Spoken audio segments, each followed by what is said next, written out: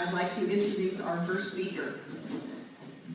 Our first speaker hails from Denver. Amy Ostdiek serves as the Deputy Section Chief of the Federal Interstate and Water Information Section at the Colorado Water Conservation Board.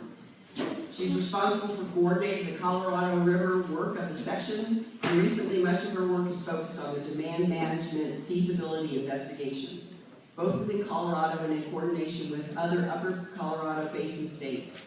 Before joining CWCB, Amy was an Assistant Attorney General with the Colorado River Subunit at the Colorado Attorney General's Office. So please give a warm welcome to Amy Ostdiek.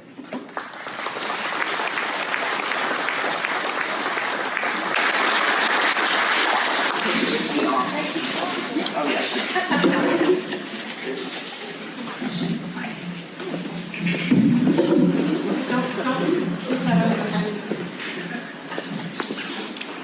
Thank you. Okay.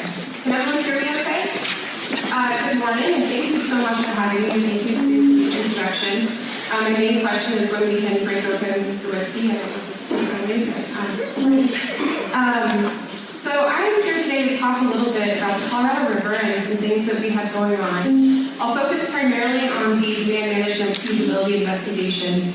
But I was just talking to Steve Anderson a little bit about how great it is to see a lot of faces that I don't typically get to see. There are a lot of people I think I haven't actually met. So I'll spend a little bit more time than I have recently on some background on the Colorado River and hopefully kind of set the stage for why we're actually talking about what we're talking about right now. So I'm going to start, like I said, with some background on the Colorado River and then move on to our demand management feasibility investigation. I'm going to talk a little bit about what the future looks like in the Colorado Basin. So, as I have shifted from my role as a lawyer to my role as CWCB, I've tried really hard to not talk about law as much as I used to, but I'm going to do it a little bit today. So, I want to talk a little bit about the law of the Colorado River, which is a pretty complex body of law that directs how we use the water in the Colorado River. And I just want to say there are a lot of elements to it. There's a lot going on there. It's been kind of ongoing for nearly 100 years, so I'm not going to cover all of it today, but I want to talk about kind of the big three as I think about it. So the first one is the Colorado River Compact of 1922. And you'll note that this was entered into nearly 100 years ago. Does a couple of things. It breaks the Colorado Basin into the upper basin and the lower basin states. And of course, Colorado is part of the upper basin of the Colorado River. And it also allocates the water of the Colorado River among the upper basin and lower basin states, or rather, between the upper basin and lower basin. So the upper basin has a non-depletion obligation to the lower basin. In other words, we need to make sure we're not depleting the water of the river beyond 75 million acre feet over a 10-year period. Now, a lot of people like to think about that in terms of an annual obligation, just because it's a little bit easier to think about it that way. And that obviously breaks down to 7.5 million acre feet over a year. But it's important to remember that that's actually a 10-year rolling average. So, at any time we could have a few kind of good years in that 10-year period and a few bad years. So as soon as one of those good years drops off, our average could really go down. So the Colorado River Compact did a lot of things, but it also didn't do a lot of things. So like I said, it's been in place for a really long time, but there are a lot of gaps there that kind of needed to be filled. Excuse me. And the other thing is conditions change. So over 100 years, obviously, hydrology has changed the way we think about things and has kind of forced us to reevaluate how we manage the river. So one notable thing that the compact did not do is allocate the water among the states. So you have the upper basin, lower basin allocation, but how much does that leave to Colorado? We don't know based on the compact. So in the lower basin, they kind of fought it out. That's where the old adage, water is for fighting, really comes into play. They could not figure out who should get how much water, so they ended up going to court, and the federal government essentially runs the lower basin. So in the upper basin, we're really proud of our kind of legacy of working out solutions that don't involve the federal government and don't involve the courts. So we're really proud of that tradition, and we hope to continue it. And one kind of shining example of that is the Upper Colorado River Compact of 1948. And this did a few things as well. One thing it did is create the Upper Colorado River Commission. And that's a commission of the 4 upper division states The federal government also has a seat at that table, but they don't currently have a commissioner, that's optional. The other thing it does is it allocates the available water in the upper basin among the upper basin states. So Colorado gets 51.75% of the available water in the upper basin. Now that could be 7.5 million acre feet if you think about what our allocation is under the compact, but it's kind of an open question as to what available water actually means. And again, I just want to highlight a lot of other things were happening over the course of this time, and I'm just going to highlight a few of them. So the next big one that's especially relevant to what we're talking about today are the 2007 interim guidelines for the operations of Lake Powell and Meade. And these do a few things as well, but the big thing they do is they put in place criteria for the coordinated operations of Lake Powell and Meade. So the idea here is we don't want Lake Meade sitting up here while Lake Powell is sitting down here. So depending on the levels of both lakes, we're sending more or less water down to the lower basin states. In addition to kind of setting out that criteria, the 07 guidelines also helped keep the basin states out of litigation. At that time, there was kind of a lot of fear and a lot of animosity, and there was a big concern that the 7 states could end up in litigation. It also has helped us ensure in the upper basin that we're meeting that compact obligation at 75 million acres feet over 10 years. So, to get back to that compact obligation, that non-depletion obligation, I'll note right off the bat that we are in good shape. The upper basin states have never been out of compliance with the Colorado River Compact, and that's great. We're currently sitting just north of 92 million acre feet. So that's awesome. But I'll just remind you again that this is a 10-year rolling average. So you have a few really good years in there, and when those drop off, that average is going to dip down. And as we all know, we've had nearly 2 decades of really challenging hydrology in the Colorado River Basin. So if that repeats itself in the future, we could be in pretty big trouble. So the 7 basin states thought it would be prudent to kind of start planning for an uncertain future, thinking about that challenging hydrology and thinking about kind of the gaps that were left in the Walker River. So to that end, the 7 basin states embarked on a multi-year long journey that culminated in the drought contingency plan. And a lot of you have probably heard about this, I'm not going to spend a whole lot of time here. The 7 basin states executed the drought contingency plans just in May. Like I said, it was a work in progress for a long time. A lot of things going on here, but just a couple things I'll note. There are lower basin and upper basin elements. You'll notice that there are specific state agreements in lower basin elements. And the reason for that is that in the lower basin, the states actually agreed to take specific cuts to their water uses. So when Lake Meade was hitting certain levels, the lower basin states said we're going to take less water delivery. We didn't do anything like that in the upper basin states.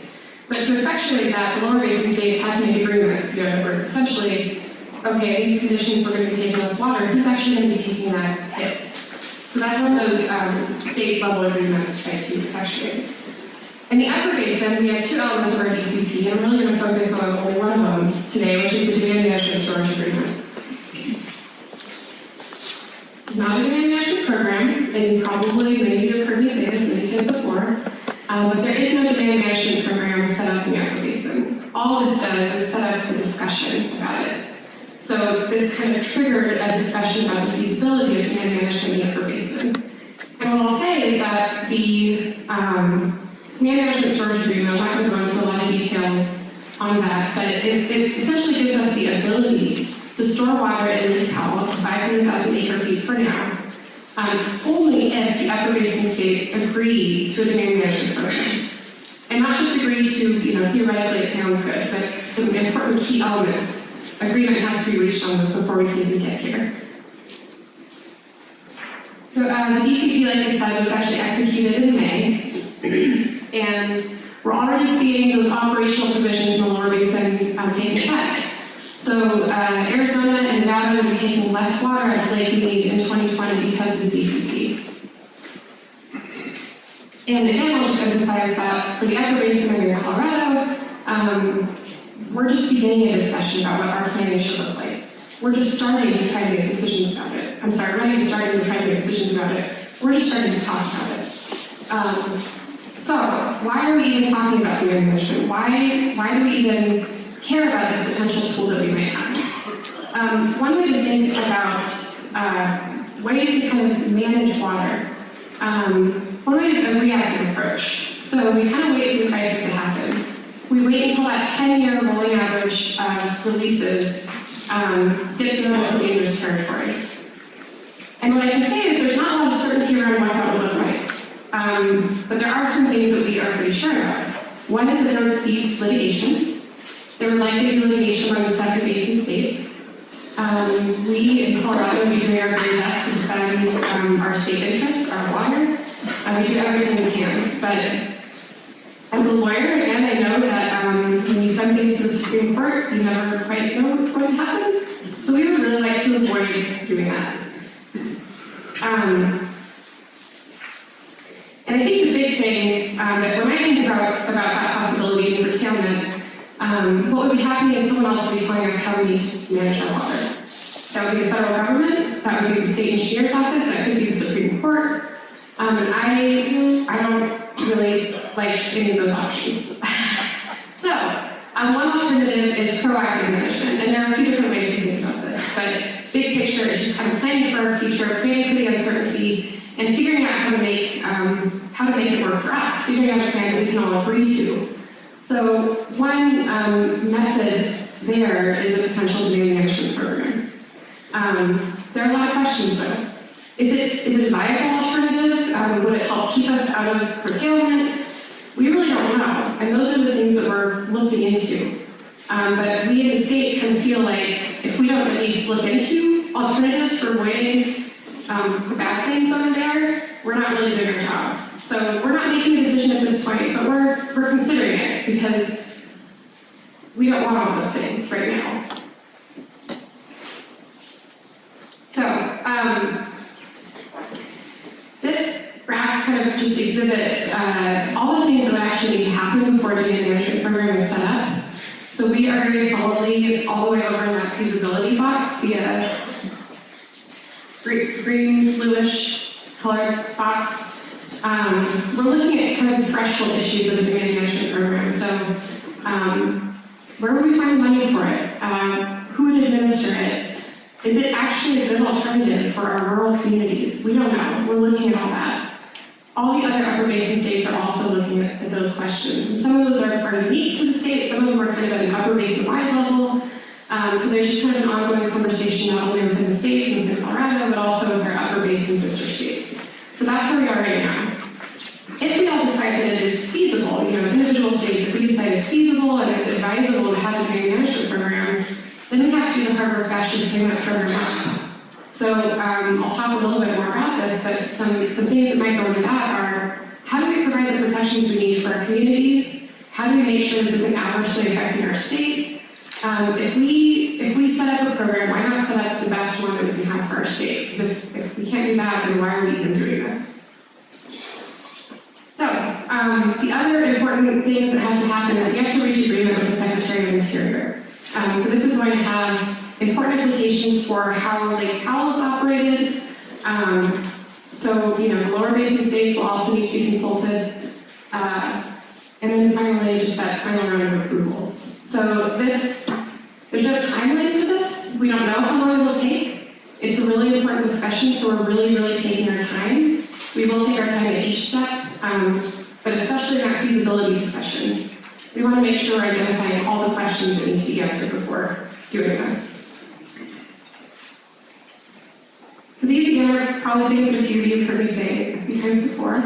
But I just want to reiterate that demand management is not a foregone conclusion. You are looking at one of the most, someone who probably has more concerns or is one of the biggest skeptics of whether this can actually work. I don't know if it can. So we're not saying it's going to happen. We have no idea what it will look like if it does. And again, we're only in the very initial stages of this discussion. The other thing is the path to actually getting water to Lake Powell is really complex. We have to work a lot with our fellow upper basin states to get there. Some laws might need to be changed. We don't know. So that's another step that could stand in the way. And again, we have to reach agreement with the other upper basin states on a lot of elements of this before we get there. So I'm now going to switch gears a little bit and talk about what we're doing here in Colorado on our demand management feasibility investigation. So this is guided by our 2019 demand management work plan that our board adopted. And the goal here is really, like I said, to identify those big picture kind of threshold issues that we need to figure out before even considering setting up a demand management program. So there are three kind of key elements to our work plan. One is setting up work groups, one is workshops, and the other, as with any kind of effort at COBCD, is a continued education and outreach. And that's, of course, a big element. So I'm going to focus a little bit more on the work groups and the other two elements, because that's where a lot of the meat has been, at least to this point. So essentially what we decided to do is to set up 8 work groups. Each of them has, I think, between 8 and 10 members. And the people on these work groups are subject matter experts. They are key stakeholders, they're water users, they're people who know about the Colorado River and know about the issues impacting Colorado. So these are the work groups. We have law and policy, monitoring and verification, water rights administration, accounting, environmental considerations, economic considerations, funding, education and outreach, and ag impacts. And one thing that you'll probably know immediately is that there's a lot of overlap among these topics. So we have a project management team that's kind of making sure that the cross-contamination is happening and that people are aware of the discussions going on in the other work groups. So the work groups, we're hoping will have 4 meetings before June 30th, 2020, in part because we have some funding that runs out then. There are nearly all of them are their second round of meetings. I think there are a couple of them, well maybe just one, the law and policy group that is scheduled to have its first meeting, I think in a few weeks here. So this is just kind of a summary of what the work groups have been talking about in their initial meetings. The funding work group obviously is going to focus on how much money would this type of program require, where does that money want to come from, and what are some of the pros and cons to those various funding sources. The economics and local governments work group, they're really thinking about, like I said earlier, we have a choice whether we set up a demand management program. If we're going to do it, let's make it a program that works for all of Colorado. Let's make it a program that works for individuals, that works for communities, that works for the state as a whole. So the question for them that they're really focused on is how do we make this a net positive for everyone? The environmental work group is focused on how do we increase environmental benefits to the extent we can with a demand management program. The ag impacts group, this kind of dovetails with the economic impacts and local government group. They're focused on how do we mitigate adverse effects to communities. So how do we first identify them? What are they? What's the universe of negative impacts that could happen to communities? To the extent there are negative impacts, how do we mitigate them? Or if we can just avoid them altogether, how do we do that? And then we have the education and outreach committee, or work group, sorry. And we talk about a lot of kind of terms of art, and we throw a lot of words out there. But what do all those things mean? That's what they really focused on. So what does temporary mean? In a temporary voluntary compensated program, how do you define temporary? Does that vary by type of project? Monitoring and verification, they're really focused on how do we monitor and verify if this water is actually being conserved. And as they've noted, there has been a lot of work done kind of on this topic already. System Conservation Pilot Program that some of you might know about. So they're kind of looking at the universe of existing knowledge and trying to figure out what they can take from that. I will note all the meetings are open to the public, and the dates and agendas are posted on our website. We have a demand management website now. It's under CWCB's website. So please visit that. And feel free to show up to meetings. We always have an opportunity for public comment. We also have a demand management email address that I check. So shoot us a line there if you'd like for one of our work groups to consider something, or if you just have thoughts more generally about what we're doing. So like I said, everything's up on our website, including report outs from each of the work group meetings, so check that out. So some common themes that have come out of the initial couple rounds of work group meetings. The first is, like I said, there's been a lot of work done already on this type of approach.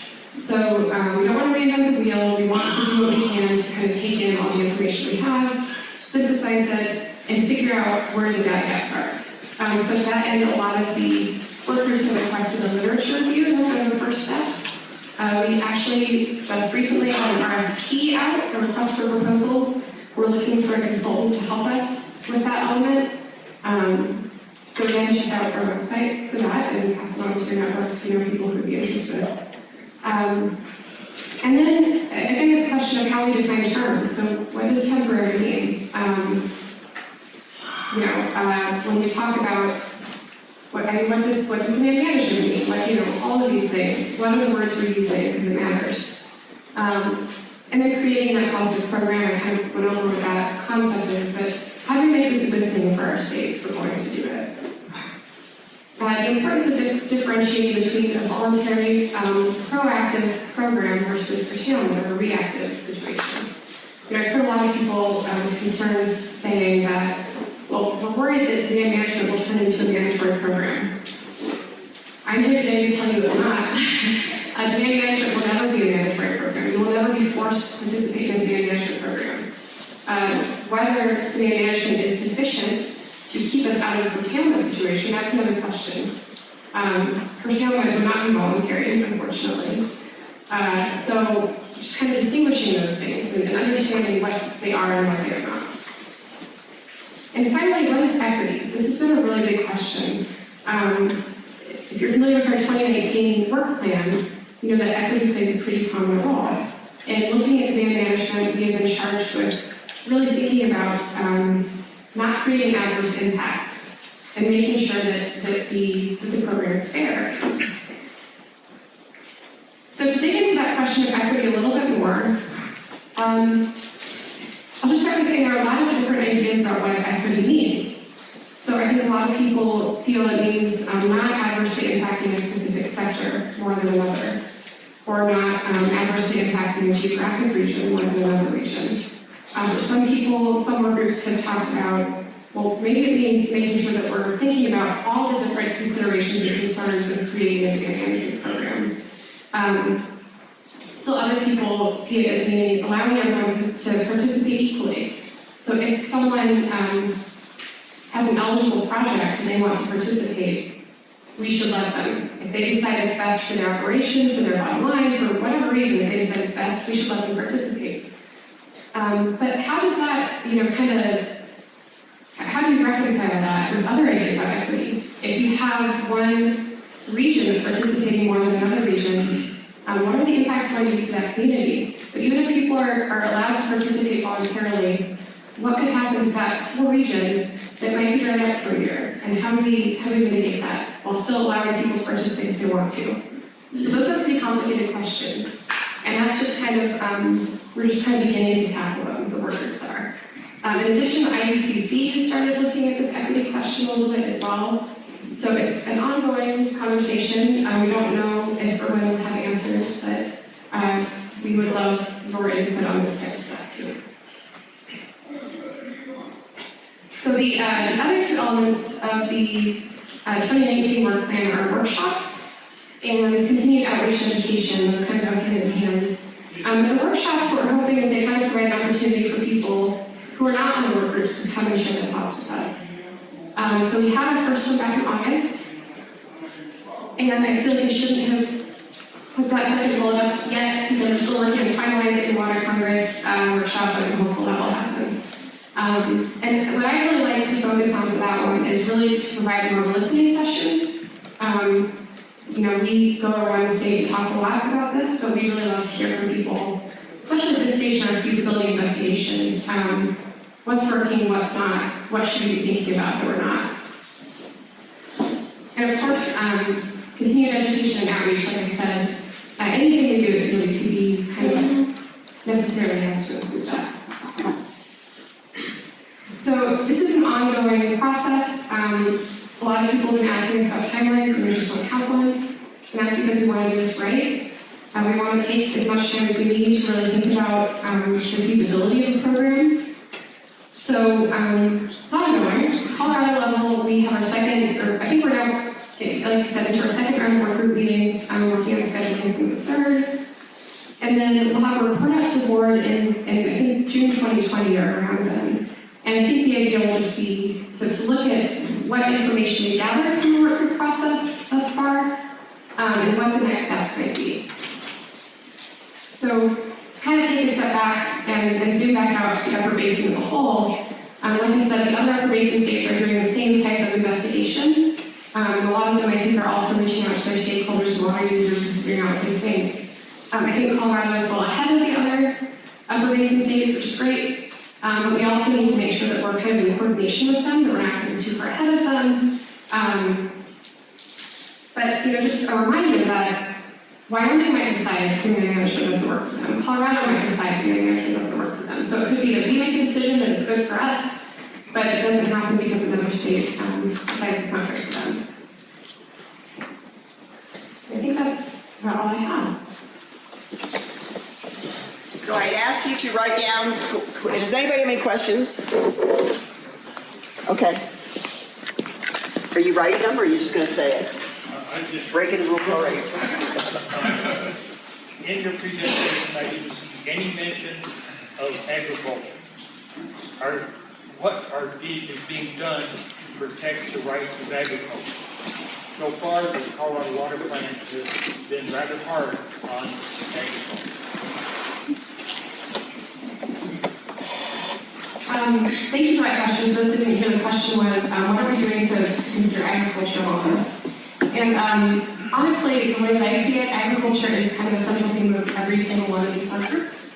We have a work group specifically dedicated to ag impacts, but having attended most of these work group meetings, I can say that the focus has largely been ag in all of them. That being said, we're also looking at how municipal projects might contribute to a demand management pool. So while we're thinking about the impacts on ag and what projects might look like, we're also very cognizant of the fact that the burden can't fall to ag to take care of this. We have to think of it as a burden. So we're looking at what kind of municipal projects could also work. But even though there's only one ag impacts work group, like I said, they're all actively thinking about ag issues at every single meeting. Other question? I have a question. How much West Slope representation exists on all the work group levels? A lot. Okay. I mean, significant portions of each work group include, I think, West Slope representatives. Okay. And I'd be happy to. Do we have anybody here that's on one of the work groups? Okay. Okay. All right, great.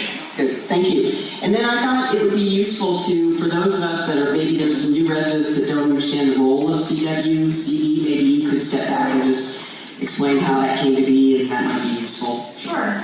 So the Colorado Water Conservation Board is responsible for setting state water policy. There's also the Division of Water Resources, and I always like to try to distinguish those. PWR, the State Engineer's Office, is actually responsible for, would be responsible for administering curtailment. That's not what we do at CWCB. That's helpful.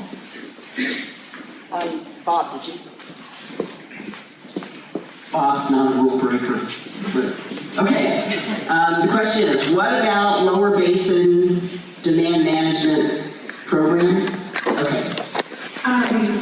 So the Lower Basin, through the DCP, has the ability to kind of store water in Lake Mead. And it's not demand management, it's called intentionally created surplus. So they're doing, I think, what they can to prop up levels at Lake Mead. But it's not really, we don't necessarily think of it in the same way. And the Upper Basin demand management, the purpose of it would really be to protect our ability to comply with the compact. And since unfortunately the Upper Basin are the ones who have that obligation, the non-completion obligation, we have to kind of save up for that is the idea. So even though there are efforts to conserve the Lower Basin, they're kind of taking a slightly different approach, just given where the reservoirs sit and how the compact obligations play out. I don't want that. So there's also a system conservation pilot program, and that might also be what you're referring to. The Lower Basin and the Upper Basin were involved in the system conservation pilot program. The Upper Basin only did it for, I think, 4 years, and is no longer participating. In the Lower Basin, they also have this I think they do it under the same model we did, temporary voluntary compensated, to create system water in the lower basin. So I don't know if that answers your question. Yeah, I think we can all agree that it's very complicated and it's a really tough set of ideas to present and for people to really grasp, especially when it's all in the discussion phase at this point. So, other questions that we can address to Amy? Amy's going to be around. She's going to be part of the panel. So save up. You know, if you have like a, oh my gosh, I have to ask her that. You still have time. So thank you very much. Give Amy a round of applause and thank you for being here.